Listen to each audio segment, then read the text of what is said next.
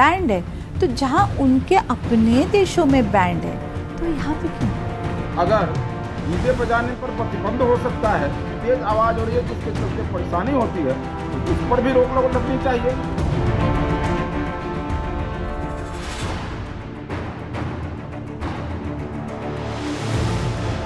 कि इस मुल्क में ही आजान की आवाज भी आएगी और मंदिर के घंटे की भी आवाज आएगी।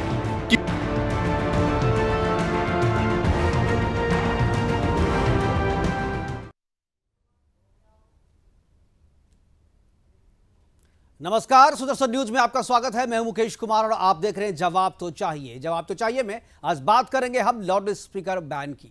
आज से 600 साल पहले, करीब 600 साल पहले संत कबीरदास ने कहा था कि कंकर पाथरी जोर के मस्जिद लई बनाए, ता चढ़ी मुल्ला बाग दे, क्या बहरा भया खुदाए। कबीरदास की ये वाणी तब की है जब लाउड स्पीकर का आविष्कार भी नहीं हुआ था। सोचिए, यदि उस समय लाउड स्पीकर चलन में होता और मस्जिदों पर लाउड स्पीकर से अजान और नमाज होती तो कबीरदास की वाणी क्या होती। मस्जिदों पर लगे लाउड स्पीकर को बैन करने की मांग कोई नई नहीं है। पिछली बार यह विवादों में तब आया था जब पार्श्व गायक सोनू निगम ने सुबह की अजान से नींद में बाधा पहुंचने की बात सार्वजनिक की थी। यूपी, उत्तराखंड, गोवा, कर्नाटक और महाराष्ट्र सहित 5 राज्यों में लाउड स्पीकर पर या तो बैन किया गया है या उसकी आवाज की सीमा को नियंत्रित किया गया है। महाराष्ट्र में मनसे ने लाउड स्पीकर बैन की मांग के लिए आवाज उठाई और नहीं माने जाने पर मस्जिद के सामने हनुमान चालीसा का पाठ करने की शुरुआत की। सरकारें अपने हिसाब से लाउड स्पीकर को बैन करने या आवाज को नियंत्रित करने की कोशिश कर रही है, लेकिन अब सवाल यह कि आखिर यह बैन चुनाव से पहले या सिर्फ बीजेपी शासित राज्यों में ही क्यों। आज चर्चा करेंगे कि क्या यह सिर्फ राजनीतिक कारणों से लाउड स्पीकर पर बैन की बात सामने आ रही है, क्या धर्मनिरपेक्षता के नाम पर यह शोर यूं ही होता रहेगा और क्या यह मौलिक अधिकारों के बीच का संघर्ष का मामला भी है। करेंगे चर्चा, और चर्चा के लिए हमारे साथ होंगे बीजेपी, एनसीपी, कांग्रेस और इसके अलावा एक मुस्लिम स्कॉलर और राजनीतिक विशेषज्ञ भी होंगे हमारे साथ। करीब 5 मेहमानों के साथ आज हम इस महत्वपूर्ण विषय पर चर्चा करेंगे, लेकिन उससे पहले देखते हैं कुछ प्रतिक्रियाएं और कुछ ग्राफिक्स। उसके बाद चर्चा की शुरुआत करेंगे और मेहमानों से आपका परिचय कराएंगे। मैं बताऊं आपको, मैं मिड ईस्टर्न कंट्रीज में भी जा चुकी हूँ, आपको ये कहीं नहीं सुनाई देता है। इट्स बैंड, वहाँ पे बैंड है, तो जहाँ उनके अपने देशों में बैंड है, तो यहाँ पे क्यों? देखिए, कुछ लोग असुद्दीन अवैसी बनने के फिराक में हैं और वो इस तरह की बयानबाजी करते हैं। इस मुल्क में ना आजान की आवाज रुकेगी, ना मंदिर के घंटे की आवाज रुकेगी। जिसकी हैसियत है रोक के दिखाए। ये मुल्क सांप्रदायिक एकता का मुल्क है। सुर्खियों में रहने वाले नेताओं को हम बता देना चाहते हैं कि इस मुल्क में ही आजान की आवाज भी आएगी और मंदिर के घंटे की भी आवाज आएगी। कि भी हो, अगर डीजे बजाने पर प्रतिबंध हो सकता है, तो फिर किसी और धर्मस्थल से अगर कोई ऐसी आवाज हो रही है जो तेज आवाज हो रही है जिसके चलते परेशानी होती है, तो उस पर भी रोक लगनी चाहिए।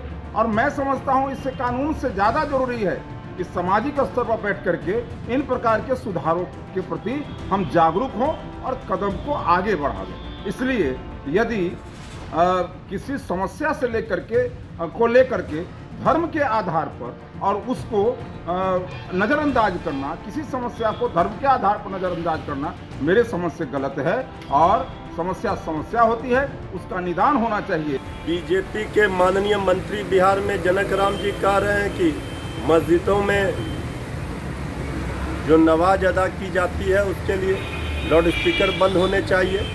ये बीजेपी के नेताओं को जो ये कीड़ा काटा हुआ है, वो यहाँ कोई मॉडल नहीं चलेगा। यहाँ लालू प्रसाद जी, तेजस्वी यादव जी का मॉडल चलेगा।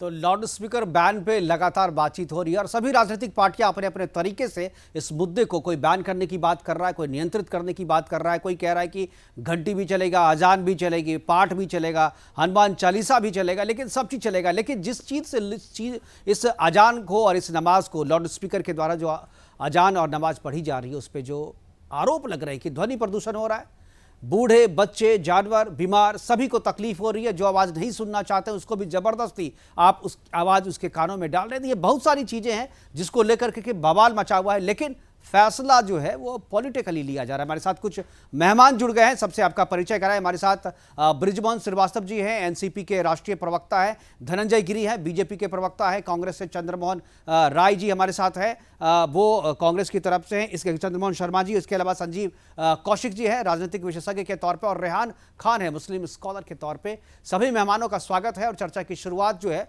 रेहान खान मैं आपसे करना चाहूँगा कि ये जो चर्चा लाउड स्पीकर की शुरू हुई है, मैं आपसे इसलिए शुरू कर रहा हूं कि सारी चीजें जो है वो अजान पे आकर के रुकी हुई है। रेहान से जुड़ने की कोशिश कर रहे हैं। रेहान अभी नहीं जुड़े, कुछ देर में जुड़ेंगे, लेकिन चंद्रमोहन जी आपसे मैं शुरुआत करना चाहूंगा कि ये जो चर्चा है, सबसे पहले तो मैं चाहूंगा कि ये जो प्रतिक्रियाएं हैं, 5 राज्यों में बैन कर दिया गया है, बाकी राज्यों में मांग हो रही है, बिहार में भी मांग हो रही है, और दूसरे जो खासतौर पे नॉन बीजेपी रूल्ड स्टेट है, कांग्रेस शासित राज्य हैं, खासतौर पे राजस्थान की और छत्तीसगढ़ की अगर हम बात करें तो वहां पर इस तरह की मांग तो हो रही है, लेकिन सरकार कान नहीं दे रही है, ध्यान नहीं दे रही है। तो चंद्रमोहन जी, सबसे पहले मैं आपकी प्रतिक्रिया चाहूंगा कि जिस तरीके से महाराष्ट्र में आवाज को नियंत्रित करने की बात करी है कि भाई एक लेवल से, यानी 70 डेसिबल से ज़्यादा अगर आवाज़ होगी तो कार्रवाई होगी उन लोगों पे जो मस्जिद के मौला है उस पर, या मंदिरों से अगर आ रही है तो मंदिरों पे, यानी ये जो है दोनों पे कार्रवाई की बात कर रही है। लेकिन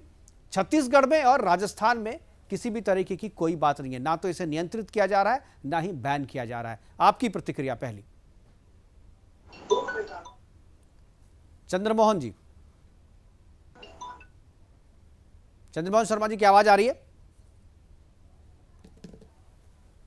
चंद्रमोहन जी की आवाज नहीं आ रही हमारे पास। बृजमोहन श्रीवास्तव जी, बृजमोहन जी, ये जो सवाल मैं चंद्रमोहन जी से कर रहा था, यही सवाल मेरा आपसे भी है कि चुनाव से पहले ठीक इस तरीके की बात, हालांकि आपकी पार्टी ने मुद्दे को उठाया नहीं, लेकिन आपकी पार्टी संभल जरूर गई, आपकी पार्टी की सरकार है वहां पे। हालांकि अगर चुनाव नहीं होते बीएमसी के तो शायद आपका फैसला कुछ और होता, लेकिन चूंकि बीएमसी के चुनाव है इसलिए आप भी जरा संभल करके उन्हें नियंत्रित करने की बात कर रहे हैं, और नियंत्रण के लिए निर्देश भी आपकी पार्टी ने, आपकी सरकार ने निकाल दिया है। क्या ये चुनावी है मुद्दा है, या चुनाव सामने में इसलिए यह फैसला किया गया है, या इसे फिर बाद में वापस लेने की भी प्लानिंग है? बृजमोहन जी, देखिए, इसको 2 हिस्सों में देखना होगा जी। मुकेश जी, इसको 2 हिस्सों में देखना होगा। पहला हिस्सा तो कानून से जुड़ा हुआ है, जो पॉल्यूशन एक्ट से रिलेटेड है। ये जो कानून है पूरा नॉइस रूल के तहत आता है, और चूंकि नॉइस पॉल्यूशन नहीं होना चाहिए, और ये बंधनकारी है उन सारे लोगों के लिए जो किसी भी सार्वजनिक स्थल पर लाउड स्पीकर आदि का उपयोग करते हैं, चाहे वो किसी भी धर्म के हों, चाहे किसी भी समाज के हों, और चाहे किसी भी वर्ग के हों। उसमें बिल्कुल सुप्रीम कोर्ट के स्पष्ट आदेश है कि 55 डेसिमल जहां पे रेजिडेंशियल एरिया है वहां दिन में, और रात में 45 डेसिमल से ज्यादा की आवाज के किसी भी यंत्रों का उपयोग नहीं किया जा सकता। और जहां पर आपके इंडस्ट्रियल एरिया है या मार्केट है, वहां दिन के समय 65 डेसिमल और रात में वहां पर 55 डेसिमल का ही यंत्रों का उपयोग किया जा सकता है। ठीक है जी। तो हमारी जो सरकार है महाराष्ट्र में, उसने इस बात को बहुत पहले से ही लोगों को समझाया भी है, और इसके ऊपर नियंत्रण भी रखा है। और यदि कहीं भी किसी भी प्रकार से इसका कोई उल्लंघन करता है तो उसके खिलाफ कानूनन कार्रवाई भी की जाती है। बहुत पहले से मतलब जाति का है। बृजमोहन जी, बहुत पहले से समझा नहीं, कब? बहुत पहले से मतलब ये आदेश, ये हमारी सरकार जब से आई है, और ये आदेश 2014 का है। बड़े दुर्भाग्य की बात ये है कि उस समय आदरणीय देवेंद्र फडणवीस साहब, जो कि भारतीय जनता पार्टी के मुख्यमंत्री थे, उनके दौर में यह आदेश आया, लेकिन कभी भी उन्होंने इसका पालन नहीं किया, बल्कि उन्होंने इसको और बढ़ावा दिया, जिससे कि इसको लेकर जो आपसी भाईचारा है उसका वो वातावरण बिगड़े, एक दूसरे के खिलाफ नफरत पैदा हो, इस ढंग का उन्होंने माहौल बनाया था, जिसको हमारी सरकार ने बहुत ही बेहतर तरीके से नियंत्रित भी किया। बृजमोहन जी, आप कह रहे हैं 14 का आदेश है, फडणवीस की सरकार थी और बीजेपी ने इसको बढ़ावा दिया, यानी बीजेपी मस्जिदों में अजान के लिए लाउड स्पीकर लगाए, या उनको कहा कि और तेज से बजाओ, इससे भाईचारा बनेगा या भाईचारा बिगड़ेगा, ये कह रहे हैं आप?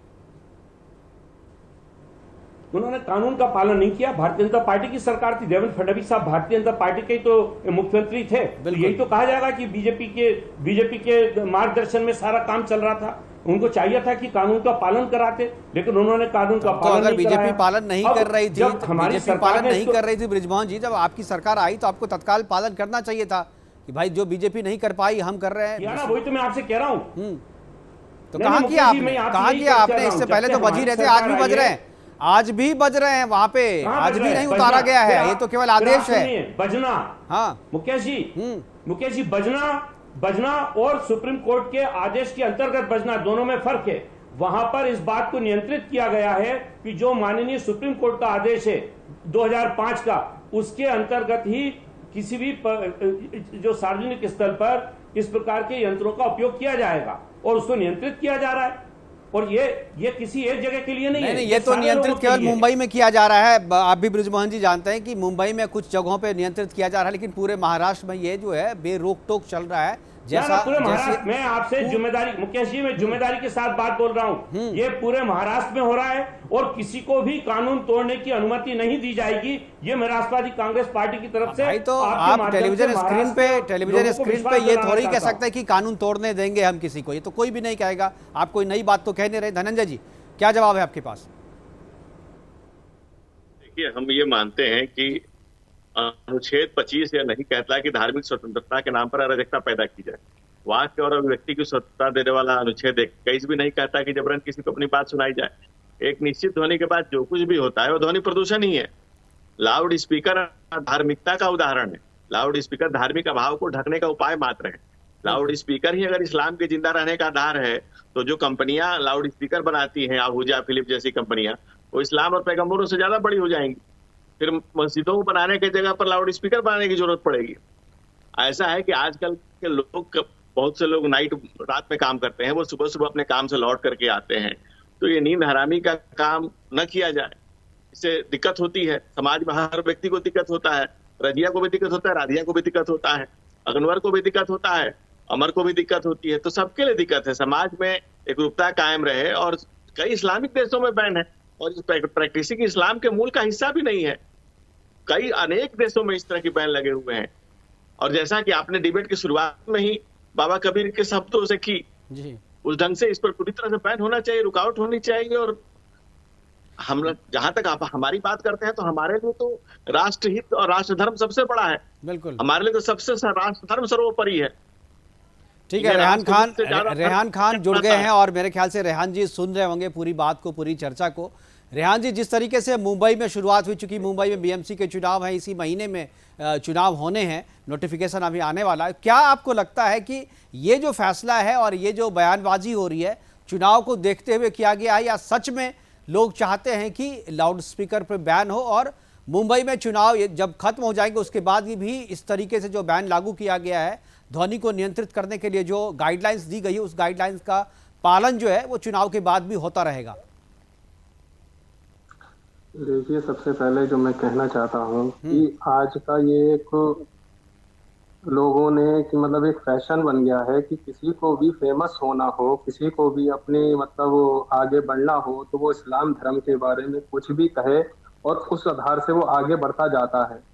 हालांकि रहा अजान का मसला, तो वहाँ पे जो जिस तरीके की स्थिति बनी हुई है कि अजान जो है, अजान पे बैन लगना चाहिए या इस पे मतलब मंदिरों पे बैन लगना चाहिए, उस पे बैन लगना चाहिए। सबसे पहले मैं ये कहना चाहता हूँ कि इनको ये किसने अधिकार दिया कि मतलब किसी भी धर्म स्थल से स्पीकर, लाउड स्पीकर या अजान को बंद कराना या आरती को बंद कराना, मतलब एक अजीब और गरीब माहौल बना के रख दिया है पूरे देश में। मैं थोड़ा साफ कर दूं आपको। अजान पे बैन कराने की बात नहीं हो रही है, नमाज पे बैन कराने की बात नहीं हो रही है, लाउड स्पीकर से अजान कराने पे बैन की बात हो रही है और लाउड स्पीकर से नमाज की बात। क्योंकि आप नमाज पढ़िए, आप अजान कीजिए, मस्जिद में किसी को कोई प्रतिबंध नहीं है, स्वतंत्रता है सबको। देखिए, अगर लाउड स्पीकर से अजान होती है, उसमें किसी को क्या दिक्कत है? दिक्कत है ना। सोनू निगम ने 2017 में कहा था कि नींद में खलल पड़ती है, सुबह सुबह अजान देते हैं। भाई वो इस्लाम नहीं मानते हैं, नींद में खलल पड़ती है। अभी अनुराधा पौडवाल ने भी कहा पूरी दुनिया घूम के आ गए, कहीं पे ये नहीं देखा कि अजान हो रहा है लाउड स्पीकर पे। अजी उनकी आप बात ही मत लें, अजी अब आप उनकी बात मत लें। वो कभी तो जो है, अगर वो जो है उनका एक काम है गाने का, वो कभी भी तो मुसलमान। अच्छा ठीक है, मैं हमारे पैनल में जितने लोग बैठे हुए मैं उनसे पूछता हूँ। हमारे ठीक है रेहान जी, मैं बाहर जाने की जरूरत नहीं है, बाहर जाने की जरूरत नहीं है, मुझे परेशानी होती है। मैं अगर सुबह में सोया रहूं और मुझे कोई भी शोर आए बाहर से जो मेरी नींद को डिस्टर्ब करे तो मुझे दिक्कत होती है, मुझे दिक्कत होती है। मैं अब दूसरे पैनलिस्ट से पूछूंगा। ब्रिजमोहन जी, क्या आपको अजान के सुबह सुबह आप अगर सोए हुए हैं, अजान के बाद नमाज पढ़ के लोग निकलते हैं तो मंदिर से मतलब मंदिर से आवाजें आती हैं, मंदिर में मतलब भगवत जो भी पढ़े अपने धर्म के स्तर जो भी पढ़ते हो तो उनके उससे लाउड स्पीकर की आवाज आती है, हमें कभी कोई दिक्कत नहीं होती है। ना हमारे यहाँ किसी को दिक्कत है हिंदू भाई को, ना हिंदू भाई को हमसे कोई दिक्कत है। मतलब एक अजीब गरीब माहौल बना दिया कि जिसको भी फेमस होना हो वो इस्लाम धर्म के बारे में कुछ भी बोले और एक फेमस हो जाए। मतलब ये क्या करना तो सोनू निगम को फेमस होने के लिए मतलब आपको ये बोलना पड़ा, सोनू निगम को इससे पहले कोई जानते नहीं थे, आप ये कह रहे हैं? अनुराधा पौडवाल को इससे पहले कोई जानते नहीं थे, उन्होंने अजान के लिए लाउड स्पीकर बैन करने की बात की, पूरी दुनिया जानने लगी, ये कह रहे हैं आप? देखिए सोनू निगम कहते हैं कि हमें जो है उनको लाउड स्पीकर से दिक्कत है। आखिर किस चीज की दिक्कत है कि सोनू निगम की नींद में खलबली मचती है, नींद सोनू निगम की जो होती है, सोनू निगम को जब दिक्कत नहीं होती। देखिए एक सोनू निगम की हमसे बात नहीं, आप जो कह रहे हैं सोनू निगम तो कभी जो है जी मैं कह रहा हूं कि मैं अपने पैनलिस्ट में जितने भी लोग बैठे हैं मैं उनसे पूछूंगा। संजीव कौशिक जी, क्या आपको दिक्कत होती है अजान से? सुबह सुबह अगर आप सोए हुए हैं और अगर आपकी खिड़की से आवाज आए अजान की, आपकी नींद में खलल पड़ती है उससे? ब्रिजमोहन जी मैं आपसे भी पूछूंगा और जो धनंजय गिरी जी हैं उनसे भी, चंद्रमोहन शर्मा जी मैं आपसे भी। किसी हिंदू भाई को दिक्कत नहीं होती है, मैं पूछ लेता हूँ ना, इसमें हिंदू मुसलमान करने की जरूरत नहीं है। देखिए ये हिंदू मुसलमान करने की जरूरत नहीं है, नहीं हिंदू मुसलमान करने की जरूरत नहीं है इसमें। आप लोग हर एक चीज को कम्युनल एंगल पे ले जाते हैं, हर इल्जाम हम पे थोप देते हैं। मैंने अभी तक बात नहीं की हिंदू मुसलमान की, लेकिन आप लगातार किए जा रहे हैं। ठाकरे साहब ने कहा कि ये जो है गुंडागर्दी है। कौन कहा? किसने कहा? किसने कहा? मैंने तो अभी नहीं कहा। ब्रिजमोहन जी यहाँ पे हैं, आपकी पार्टी से हैं, नहीं वो बताएंगे। ब्रिजमोहन जी बताइए। मेरी क्या पार्टी से? मेरी कौन सी पार्टी हो गई सर? ठीक है, आपकी पार्टी के नहीं है, मैं ये चंद्रमोहन जी से पूछ रहा हूँ। ठीक है, आप तो किसी पार्टी की नहीं है, आप किसी पार्टी के नहीं है, आप ठीक है। ब्रिजमोहन जी, क्या आपको दिक्कत होती है अजान से? सुबह सुबह अगर आप सोए हुए हैं, आप सुबह सोए 5 बजे सुबह में, यदि आपके कान में इस तरीके की कोई आवाज आती है जिससे आपकी नींद में खलल पहुंचे, तो क्या आपको अच्छा लगेगा? ब्रिजमोहन जी, अगर आप मेरी व्यक्तिगत बात करते हैं मुकेश जी, हाँ, तो मैं आपको बता दूं कि मैं जहां रहता हूं वहां एक तरफ हनुमान जी का मंदिर है और एक तरफ वहां मस्जिद है। ठीक है।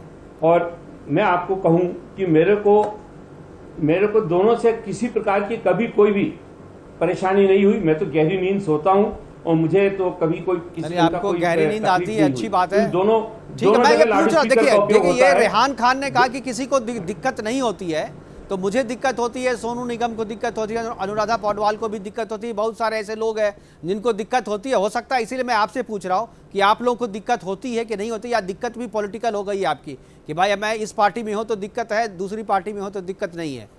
सर आप हमारे यहाँ आके पूछें। मैं आपसे ही पूछूंगा धनंजय जी, आपको रेहान जी आके पूछें। मैं पूछूंगा धनंजय जी, आपको दिक्कत होती है? धनंजय गिरी जी, क्या आपको दिक्कत होती है? क्या आपको सुबह सुबह 5 बजे यदि आपके कान जी मेरे लिए निजी मामला नहीं है, ये किसी वालों को दिक्कत होती है। नहीं, एक बार सुन तो लीजिए रेहान खान, आप सुनिए ना, मैं आऊंगा आपके पास। जी रेहान भाई, दिक्कत होती है जब उनसे बात करी जाती है, महंगाई के ऊपर जब उनसे बात करी जाती है, पेट्रोल के ऊपर जब उनसे बात करी जाती है, रेहान खान जी, आप एक बार सुनिए। इस तरीके की डिबेट देखिए हमारे यहाँ एक दूसरे पर चिल्ला चिल्ली नहीं होती है, आप प्लीज बारी बारी से बोलिए। जी, अपनी बारी से बोला जाए, यही जहनीयत है रेहान भाई, अपनी बारी में बोला जाए। देखिए मुकेश जी, मामला मेरा निजी नहीं है, ये तो एक सार्वजनिक बात है कि अगर कोई सुबह काम करके लौट रहा है, रात में भी ड्यूटी करते हैं लोग आजकल, तो उसको सुबह सुबह अगर दिक्कत सोने गया तो उसको दिक्कत होगी ही। ये तो बहुत नेचुरल बातें हैं। और सबसे बड़ी बात है कि लाउड स्पीकर एक धार्मिक चीज है, उसको धर्म से क्या लेना देना, और प्रैक्टिसिंग इस्लाम का हिस्सा भी नहीं है, और इस्लाम उसका के मूल में है भी नहीं लाउड स्पीकर बजाना। और कई से इस्लामिक देशों में बैन है, कई इस्लामिक देशों में नहीं बजता है, पूरी लिस्ट उठा के आप देख लीजिए। तो फिर भारत में ऐसी क्या जरूरत पड़ी, ऐसी क्या आपदा आ गई है? और जैसे हमारे भाईजान फरमा रहे थे कि को दिक्कत नहीं है, उनको दिक्कत नहीं है। एक पर्टिकुलर एक ऐसा चीज है कि कह रहे थे किसी को भी फेमस होना है तो इस्लाम के बारे में बोल दे। ऐसी क्या बात है कि सब किसी को भी फेमस होना है तो बोल दे, और कोई क्यों बोल के चला जाता है?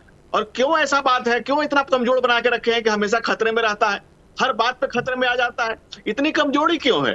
अंदर से सशक्त क्यों नहीं, अपने विश्वास को दृढ़ क्यों नहीं करते हैं? हमारे यहाँ भारत की संस्कृति मौन साधकों की संस्कृति है। हमारे यहाँ गुरु भी शिष्य के कान में कोई बात कहता है, हम तो मौन साधना विश्वास रखते हैं, ऋषि मुनियों की परंपरा है। हमारे यहाँ कोई लाउड स्पीकर गाने का, शोर शराबे करने का कोई मतलब ही नहीं है। हम तो ईश्वर से कनेक्ट होने की बात करते हैं, एक दूसरे को जोड़ने की बात करते हैं, मनुष्य को आदमी को परमात्मा से, ईश्वर से जीवात्मा को परमात्मा से जोड़ने की बात करते हैं। हमारी संस्कृति जो है वो साधकों की संस्कृति है, जहाँ साधना का महत्व है, जहाँ त्याग तपस्या बलिदान का महत्व है। हमारे राष्ट्रहित सर्वोपरि है, राष्ट्र धर्म सर्वोपरि है। हमारे साथ चंद्रमोहन शर्मा जी भी है, चंद्रमोहन शर्मा जी भी हमारे साथ है बीच में, उनसे सवाल पूछा था लेकिन इनकी ऑडियो नहीं आ रही। चंद्रमोहन जी, यही सवाल मेरा आपसे भी है, क्या आपको दिक्कत होती है या व्यक्तिगत रूप से आपको होती नहीं होती है, पार्टी के रूप में होती है? जी मुकेश भाई, जब आंखें बनवाने जाएं तो एक काला चश्मा आंखों पे लगाया जाता है, उस समय जिस आंख से देखा जाता है उस काले चश्मे के कारण देखा नहीं जा सकता, क्योंकि उस समय डॉक्टर ने चश्मा लगाया होता है और आंख से देखना मना कर जाता है। जब आंख कमजोर हो जाती है तो उसके ऊपर एक चश्मा लगाया जाता है जो नजरों से देखा जाता है। तो अपनी अपनी नजरों का दोष है। अगर हमने धार्मिक चीजों को धार्मिक मन से देखें तो कोई दोष नहीं है। हाँ, अगर मानवीय के अधिकार के ऊपर आए और किसी की निजी उसके अंदर अधिकार आता है और वो संविधान को टच करता है तो उसके अंदर कहीं प्रॉब्लम आती है, तो उसका समाधान सबको मिल बैठ के करना चाहिए, क्योंकि यही हमारी तहजीब है और यही हमारे सब धर्मों में सिखाया गया है। तो उसमें कोई हस्तक्षेप नहीं, क्योंकि आपका जो आज का विषय है वो किसी एक हस्तक्षेप को टारगेट नहीं करता। और आप जैसे विख्यात पत्रकार ने जिस टॉपिक को रखा उसका उद्देश्य भी यही है कि उसका मैसेज सार्थक होकर उन लोगों तक जाए। ये बहस का विषय नहीं है। यहाँ पर एक आदमी, देश के नागरिक की उस स्वतंत्रता की जरूरत है जिसको संविधान उस स्वतंत्रता को देता है। तो उसके अंदर मजहब, धर्म या राजनीति नहीं आनी चाहिए, एक विचार आना चाहिए और सबको मिलकर उसके ऊपर। ठीक है, देखिए ये ज्ञान की बात है, ये ज्ञान की बातें तो होती रहेगी, सब कोई समझता है, लेकिन फिर भी विवाद हो रहा है इस पे, तो इसीलिए चर्चा भी हम कर रहे हैं। मैंने आपसे पूछा कि क्या आपको अगर सुबह सुबह 5 बजे सुबह आपकी खिड़की से अजान की आवाज आए तो आपकी नींद में खलल पड़ता है या नहीं पड़ता?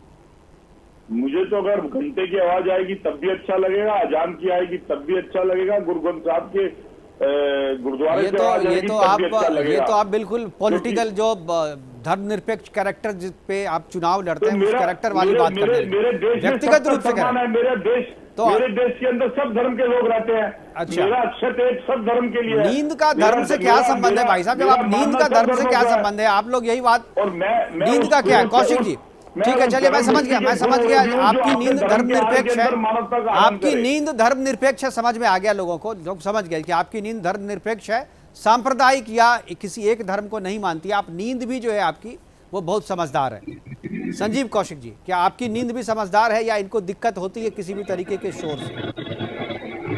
मुकेश जी, जिस तरह से शुरुआती दौर में आपने कबीर के दोहे से शुरू की, मुझे लगता है कि कबीर को भी आपने लपेट दिया और उन्हें भी सांप्रदायिक बना दिया। जी ठीक है, कबीर ने कहा था कि ताकरे मुल्ला बाग दे बारह बस हुआ खुदा। तो कबीर ने दूसरी लाइन भी कही थी, कम से कम उसे भी बोल देते, पाहन तुझे हरी मिले तो मैं पूजू पहाड़ ताते या चक्की भली पीस खाए संसार।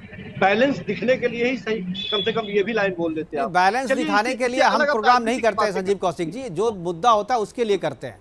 बैलेंस करना हमारा काम नहीं है। समाज जो लोग सुन रहे हैं, दर्शक जो सुन रहे हैं, समझदार हैं, वो खुद बैलेंस कर लेते हैं। मुकेश जी मुद्दे पे आते हैं, मुकेश जी मुद्दे पे आते हैं। बात शुरू कहाँ से? दरअसल बात शुरू हुई राज ठाकरे के एक स्टेटमेंट से। ये बात बिल्कुल सही है कि देश में कानून का राज होना चाहिए। जी, राज ठाकरे के पहले से ये मुद्दा है। राज ठाकरे तो आज बोल रहे हैं, राज ठाकरे के पहले से ये मुद्दा है। जी सुनिए, ये चर्चा में जब से आई है तब की बात मैं कर रहा हूँ। सवाल ये है कि देश कैसे चलेगा। यदि गलत है तो कानून सख्ती से अपना पालन करे, यदि ये सही है या देश में सांप्रदायिक कोई सौहार्द बिगड़ती हुई दिखाई दे रही है। सबसे मूल चीज, मैं जहाँ तक हिंदू को समझता हूँ और हिंदू धर्म को समझता हूँ, सनातन धर्म को समझता हूँ, तो सबसे पहले बचपन में हमें यही सिखाया गया है कि दूसरे धर्मों का सम्मान करना सीखिए।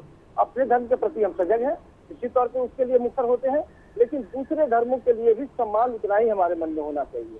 यदि हमें आजान के आवाज से हमारी नींद में खलल आती है और मन बेचैन होता है, तो निश्चित तौर पे आप चालीसा सुनने के बाद में भी उतनी ही बेचैनी महसूस करेंगे।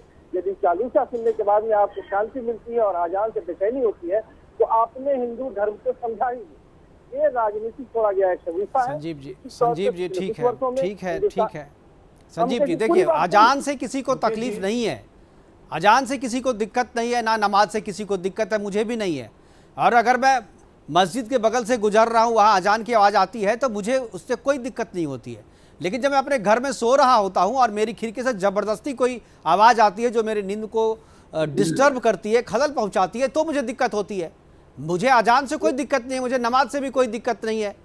मैंने किसी को तो ये सुबह के घंटी से भी परेशानी हो सकती है, मंदिरों में बजने वाली घंटियों से भी परेशानी हो सकती है, जो घड़ी घंटे बजाए जाते हैं। हमारे यहाँ तो मंदिरों में 4 बजे से घंटियां बजनी शुरू हो जाती है। देखिए 5 बजे सुबह में अजान लाउड स्पीकर से बोलना और सुबह 7 बजे 8 बजे घंटी बजाना, दोनों में अंतर है। लेकिन चूंकि आप लोग धर्मनिरपेक्ष हैं, कीड़ा काटा हुआ है आप लोगों को, तो बैलेंस करने के लिए अजान के साथ घंटी बजाना जरूरी है।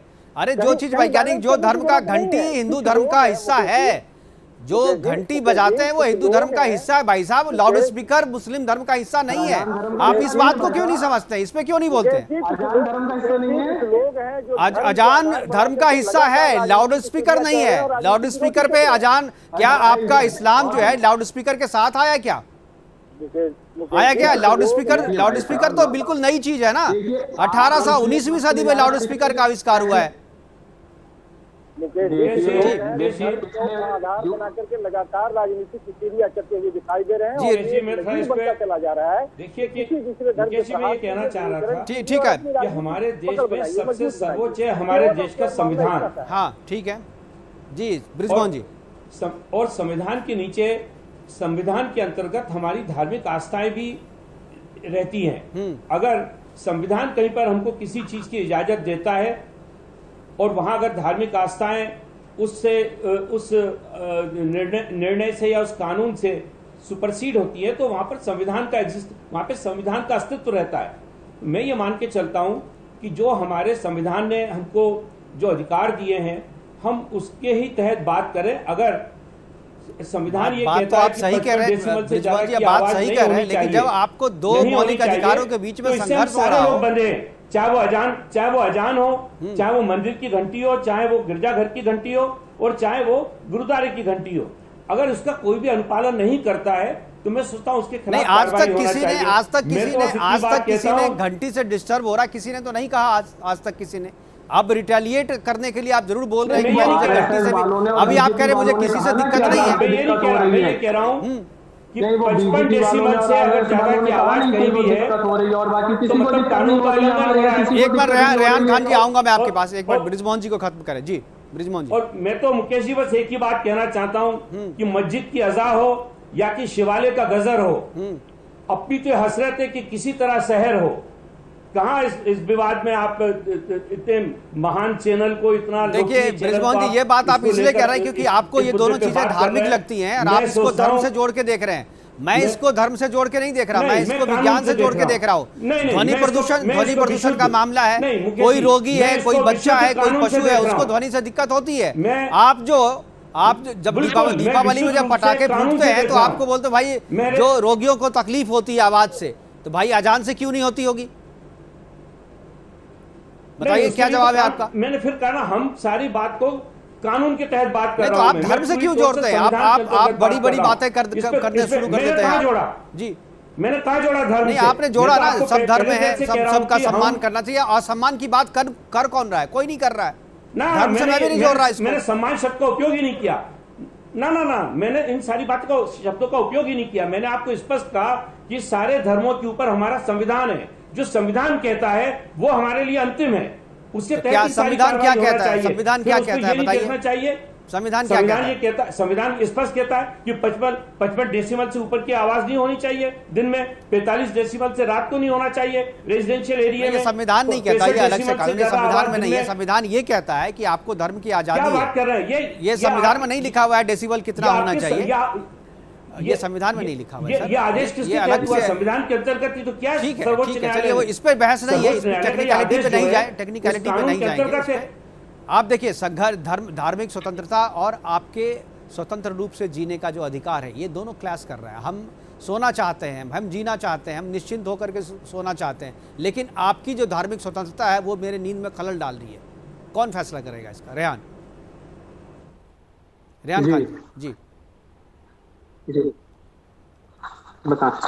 आपकी नींद में खलल पड़ता है, आरएसएस वालों की नींद में खलल पड़ता है, बीजेपी वालों की नींद में खलल पड़ता है, और किसी की नींद में कोई खलल नहीं पड़ता। हमें मंदिरों की आवाज से दिक्कत नहीं होती है, बीजेपी वाले को या मुझे जीने का अधिकार नहीं है, मस्जिदों की आवाज से दिक्कत नहीं होती है। लेकिन जिस जगह आरएसएस वाले और बीजेपी वाले जाते हैं उस जगह हर चीज में दिक्कत होती है। अभी कुछ दिन पहले हिजाब से दिक्कत हुई, हिजाब को कहा गया कि इस्लामी हिस्सा नहीं है। तो क्या गलत क्या कहा गया इसमें? इसमें गलत क्या कहा गया? कोर्ट ने भी कहा ये आप बीजेपी आरएसएस छोड़िए ना। कोर्ट ने क्या कहा? कर्नाटक हाई कोर्ट ने क्या कहा? केरला हाई कोर्ट ने क्या कहा? मुंबई हाई कोर्ट ने क्या कहा? जहां जहां ये कोर्ट में गया मामला, उन्होंने सबने यही कहा। जिस कोर्ट में ये मामला गया सभी कोर्ट ने यही कहा। मैंने कोर्ट के फैसले को मानने से इनकार तो नहीं किया। तो फिर आप इसको क्यों विवाद का मुद्दा बना रहे हैं? कोर्ट ने जब बोल दिया तो बोल दिया, मामला खत्म कीजिए आप। विवाद का मुद्दा नहीं बना रहा हूं, मैं आपको दिखा रहा हूं। विवाद का मुद्दा नहीं बना रहा हूं, आपको दिखा रहा हूं। जो भी गैर कानूनी चीजें होंगी, जो गलत, ये अजान जो है, लाउड स्पीकर से अजान से ध्वनि प्रदूषण होता है, रोगियों को दिक्कत होती है, बच्चों बूढ़ों को दिक्कत होती है, पशुओं को भी दिक्कत होती है। कोई दिक्कत आरएसएस वालों को दिक्कत होती है सर, मैं मान रहा हूं। तो वो इंसान नहीं है क्या? आरएसएस वाले को आप इंसान नहीं मानते? उनकी दिक्कत से कोई मतलब नहीं है आपको? उनकी दिक्कत से कोई मतलब नहीं। धनंजय गिरी को दिक्कत हो तो आपको कोई दिक्कत नहीं। धनंजय गिरी को दिक्कत हो रही तो होने दो। धनंजय गिरी बीजेपी से है, उन्हें दिक्कत होती है तो होने दो, आपको मतलब नहीं, क्योंकि वो जो है बीजेपी के हैं। धनंजय जी को क्या पता क्यों प्रॉब्लम है? ये पूछे, बताएंगे धनंजय जी, खुद बताएंगे। जी धनंजय जी बताइए क्यों प्रॉब्लम है आपको? मुकेश जी ऐसा है कि जो डिबेट है हमारा वो लाउड स्पीकर पे, बिल्कुल, वो धर्म पे नहीं। और अगर धर्म पे जो हमारे जो विद्वान पैनलिस्ट बैठे हैं वो धर्म की बात कर रहे हैं, वो हनुमान चालीसा की बात कर रहे हैं, वो शिव मंदिर की बात कर रहे हैं, वो अजान की बात कर रहे हैं, बात उसकी है ही नहीं। अगर आप उसमें जाएंगे तो थोड़ा और डीप जाइए ना। बिल्कुल, हम कहते हैं एकम सत्य विप्रम बहुधा वदन्ति, सत्य एक है, उसको बहुत बहुत विद्वान अलग अलग तरीके से कहा है। क्या इस्लाम में मानेंगे? क्या हमारे रेहान मानेंगे? क्या कोई इस्लामिक स्कॉलर मानेंगे? कोई कहते कि मान लेंगे, कहते अभी कोई पैनलिस्ट की हम मान लेंगे। इतने वाइड रेंज में इसको एक्सेप्ट करते हैं, क्या कोई मानने को तैयार है? क्या कोई इस्लामिक स्कॉलर इस बात को एक्सेप्ट करने के लिए तैयार है? अगर आप डिटेल में जाते हैं, थोड़ा और डिटेल में चलिए ना। जब अल्लामा इकबाल कहते हैं कि चीनो अरब हमारा, हिंदुस्तान हमारा, मुस्लिम है हम, वतन है सारा जहां हमारा, इस्लाम किसी भी राष्ट्र की सीमाओं को नहीं मानता है। आप उस पर आइए ना, उस पर आके बात कीजिए हमसे। जब आरएसएस और बीजेपी को दिक्कत बता रहे हैं, आरएसएस बीजेपी के चलते ईरान से बचा है, आरएसएस और बीजेपी के नारा है इदम राष्ट्राय इदम नमः, राष्ट्र के लिए समर्पित लोग हैं। जो रेहान जी ये कह रहे हैं, जो बीजेपी और आरएसएस के जो लोग हैं राष्ट्र के लिए समर्पित लोग हैं, और इनके लिए जो आप जो भाषा का, जिस भाषा का इस्तेमाल कर रहे हैं उसके एतराज जता रहे हैं। जिसने आज तक अपने कार्यालय में तिरंगा नहीं लहराया, वही आरएसएस जो गोसे की मूर्त पूछते हैं। आप देख लीजिए, आरएसएस की बात कर रहे हैं, नॉन मुस्लिम भी नहीं है। मुझे लगा आरएसएस की बात कर रहे हैं। बात आप सुन तो लीजिए, आप एक बार बोलने तो दीजिए। धनंजय जी 1942 में भारत छोड़ो आंदोलन में हिस्सा ना लिया, वही उसी की बात कर रहे हैं आरएसएस की, उसी आरएसएस को बोल रहा हूं मैं। आरएसएस आपका इतिहास, आपका रेहान खान जी, आपका इतिहास अलग है। आप पता नहीं कौन सी किताब से इतिहास पढ़ रहे हैं और कौन सी किताब से पढ़ करके इतिहास बता रहे हैं। मैं गलत हूँ, ये गलत है। इतिहास पर मत जाइए। चलिए, मैं जिस बात पे चर्चा हो रही है उस बात पे हम रहते हैं। हमारे पास समय की कमी है, मैं जिस बात पे चर्चा शुरू हुई है उसी पे करें। चंद्रमोहन जी, क्या आपको लगता है कि ये सही में धार्मिक मामला है? जिस तरीके से लोग कह रहे हैं, रेहान खान कह रहे हैं, धर्म से जोड़ के देख रहे हैं, क्या आपको लगता है ये धर्म का मामला है, या यह जो है एक समाज का मुद्दा है, विज्ञान का मुद्दा है, और इसको सामाजिकता के स्तर पर ही लेना चाहिए और धर्म से जोड़ करके नहीं देखना चाहिए? देखिए, धर्म का मुद्दा नहीं है। अगर कोई संविधान के अंतर्गत और कोर्ट के हिसाब से आएगा तो मुद्दा नहीं होगा, लेकिन उसको समझने के लिए नीति जरूरी है और नीति की स्पष्टता जरूरी है। वो तो प्रेजेंटेशन सरकारों पे आता है, सरकार पे आता है। अगर सरकार उस उद्देश्य बता के बताएगी तो ना तो रेहान का प्रश्न होगा, ना चंद्रमोहन शर्मा का प्रश्न होगा, ना सुखबीर सिंह का प्रश्न होगा। अब विषय क्या है कि सिर्फ अगर हम मस्जिदों की लाउड स्पीकर की बात करेंगे तो प्रश्न आएगा। लाउड स्पीकर तो गुरुद्वारे पे भी है, मस्जिद पे भी है, मंदिर पे भी है, तो वो उन्हीं के बजने का समय सुबह भी है। अगर किस आक्षेप में कोर्ट का प्रधान है उसके ऊपर कहा जाएगा, जैसे हमारे एनसीपी के तो मंदिरों में या गुरुद्वारे में जो लाउड स्पीकर है वो का सुबह में बजा करके 5 बजे सुबह में कौन डिस्टर्ब करता है आपको? कहीं भी मैंने तो नहीं सुना। मेरे घर के पास मंदिर भी है, मेरे घर के पास गुरुद्वारा भी है, वहां तो कभी नहीं आइए सर, हमारे यहाँ आइए, हमारे यहाँ आपको सुनने मिलेगा। आपको डिस्टर्ब होता है तो आपको हमें दिक्कत नहीं हुई है। आपको दिक्कत होती है? आइए सुनिए, मुकेश भाई, डिस्टर्ब होना विषय नहीं है लाउड स्पीकर का। किसी भी धर्म मजहब से विषय ये है, जिस संविधान के अंतर्गत जिस हिंदुस्तान में हम रहते हैं उस संविधान की मर्यादा के अंदर अपने धर्म पे मतलब सब धर्म के लिए धर्म पे मतलब चलने का अधिकार है, उसकी परिपाटी में बात होगी। लाउड स्पीकर लेकिन धर्म की बात इसमें क्यों आती है? धर्म की बात आप लोग क्यों जोड़ देते हैं बार बार? इसमें धर्म का क्या मतलब? लाउड स्पीकर जो है वो इस्लाम का हिस्सा है क्या? लाउड स्पीकर जो है वो इस्लाम का हिस्सा है क्या? नहीं है। बाकी देशों में तो नहीं है। बाकी देश में कोई भी कहीं भी आप अरब कंट्री में जाइए, मिडिल ईस्ट में जाइए, कहीं भी नहीं है लाउड स्पीकर। देश में नहीं है। कौन से देश में? आप केवल भारत में ही इस तरह की बातें। खैर हमारे पास समय की कमी है। हमारे पास समय की कमी है। आखिरी कमेंट ब्रिजमोहन जी और संजीव कौशिक जी, आखिरी कमेंट। हमारे पास समय की कमी है। संजीव कौशिक जी को बहुत कम समय मिला। एक बार संजीव जी। देखिए, मैं सिर्फ ये कहूंगा कि सारा मसला राजनीतिक है। निश्चित तौर पे जिस तरह से पिछले कुछ वर्षों में हमने देखा है, धर्म को राजनीतिक की सीढ़ियां बनाई गई है, केवल और केवल सियासी मुद्दे के लिए इस तरह की बातें छोड़ी जाती है।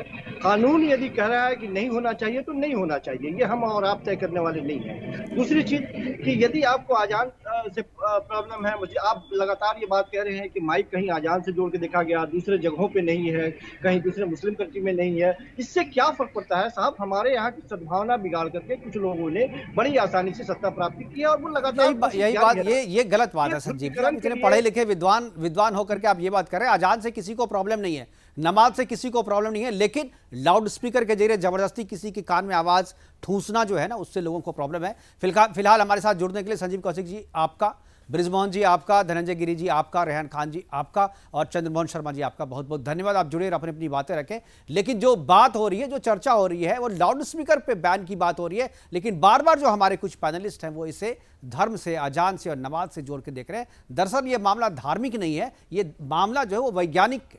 इस मामले में इस तरीके से भी देखना चाहिए कि नमाज पढ़ने से, लाउड स्पीकर पे नमाज पढ़ने से या अजान पढ़ने से किनको दिक्कत हो रही? क्या रोगी तो परेशान नहीं हो रहा है? क्या कोई बच्चा तो परेशान नहीं हो रहा है? क्या कोई बुजुर्ग तो परेशान नहीं हो रहा है? क्या इससे हमारा ध्वनि प्रदूषण तो नहीं बढ़ रहा है? इस बात पे देखने की बजाय इसे धर्म से जोड़ के देखना बिल्कुल गलत है। फिलहाल अभी के लिए इतना ही, दीजिए इजाजत, नमस्कार।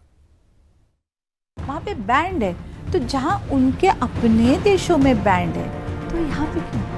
अगर डीजे बजाने पर प्रतिबंध हो सकता है, तेज आवाज हो रही है जिसके चलते परेशानी होती है, तो उस पर भी रोक लगनी चाहिए।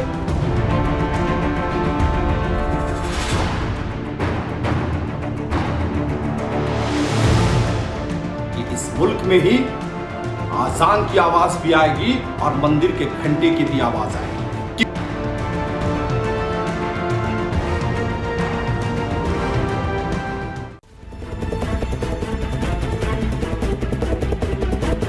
मैं मुकेश कुमार। अगर आपको हमारा ये वीडियो पसंद आया हो तब इसे लाइक करें, शेयर करें और कमेंट सेक्शन में जाकर के अपना कमेंट जरूर लिखें और इस वीडियो को सब्सक्राइब करना बिल्कुल ना भूलें, ताकि प्रखर राष्ट्रवाद की हर खबर आप तक लगातार पहुंचती रहे। तो देखते रहिए सुदर्शन न्यूज। नमस्कार, जय हिंद।